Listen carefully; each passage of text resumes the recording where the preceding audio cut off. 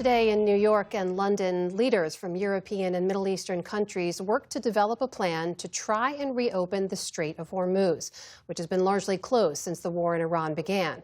And after President Trump's speech last night predicting 2 to 3 more weeks of war, the U.S. and Israel continued to bomb Iran today, and Iran continued its strikes on Gulf countries and in Israel. Here's Nick Schifrin. Outside Tel Aviv tonight, the threat is constant. An Iranian missile evaded Israeli air defense, shattering car windshields and puncturing this water pipeline.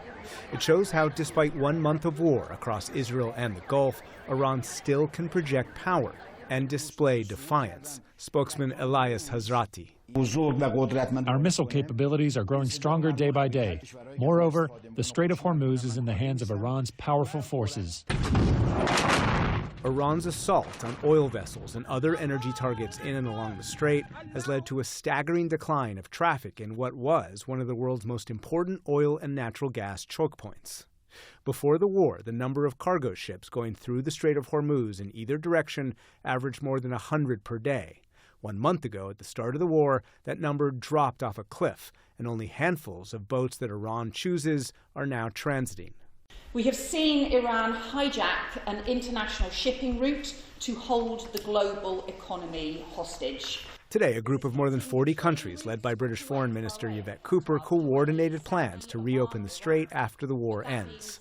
This mostly European and Arab coalition, born from behind-the-scenes diplomacy with the U.S., but also because European leaders realized a program to sell American weapons for Ukraine was at threat if Europe didn't respond to President Trump's demand to help open the strait.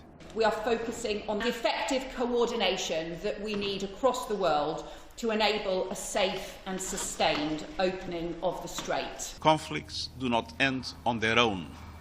They end when leaders choose dialogue over destruction. In New York at the United Nations, diplomats met at the Security Council to debate a draft resolution aimed at authorizing a military mission to protect commercial shipping in and around the Strait of Hormuz from Iranian attacks. A final vote is expected tomorrow, but a senior official from a country on the Security Council tells PBS News Hour Russia could issue a veto. We are confident that this draft resolution is consistent with international law, contrary to what Iran is doing today. But some European leaders are skeptical of that plan and frustrated with President Trump. Today, French President Emmanuel Macron accused President Trump of weakening NATO. Quote, "If you create doubt every day about your commitment, you hollow it out. And when we're serious, we don't say the opposite of what we said the day before." When this conflict is over, the strait will open up naturally. It'll just open up naturally. Last night, President Trump argued that Iran's desire to sell oil will mean the problem of the Strait of Hormuz will solve itself. But President Trump also expressed a desire to escalate, today posting this video of a U.S. strike on a bridge that a U.S. official tells PBS News Hour was a planned Iranian resupply route. The view from a nearby family picnicking during the attack terrifying.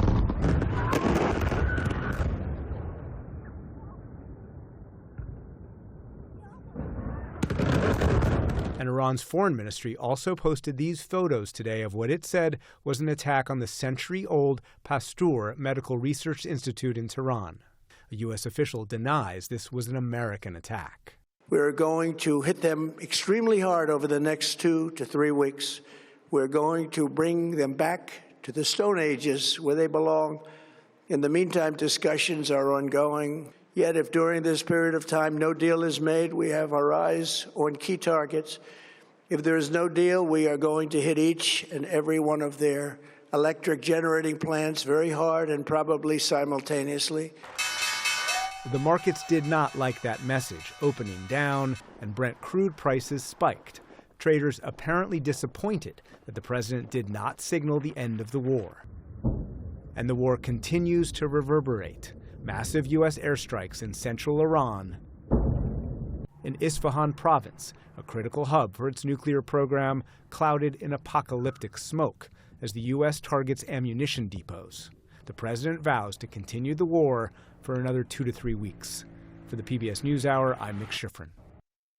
Support journalism you trust. Support PBS News. Donate now, or even better, start a monthly contribution today.